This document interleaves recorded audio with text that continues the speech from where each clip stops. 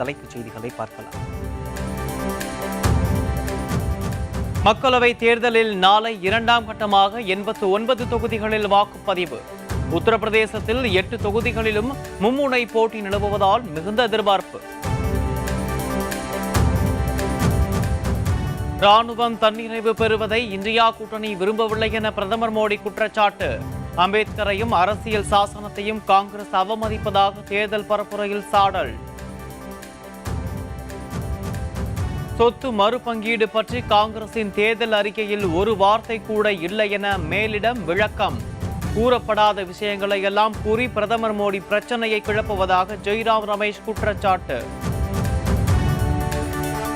பாஜக மீண்டும் ஆட்சிக்கு வந்தால் தெலுங்கானா மாநிலத்தில் முஸ்லிம்களுக்கான இடஒதுக்கீடு ரத்து.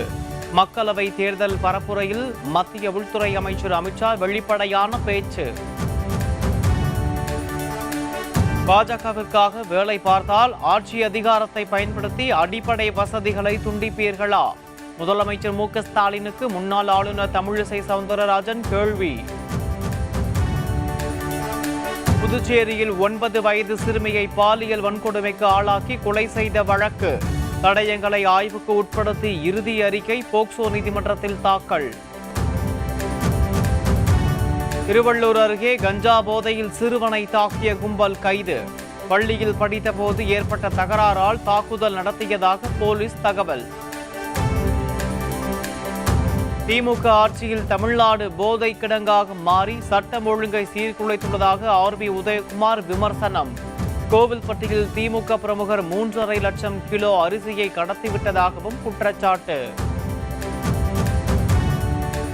சேலம் தலைவாசல் அருகே சொத்து பிரச்சனையில் தந்தையை தாக்கிய மகன்.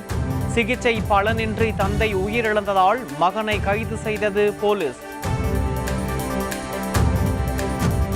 திருப்பத்தூர் அருகே மஞ்சுவிரட்டில் காலை முட்டியதில் ஒருவர் உயிரிழப்பு.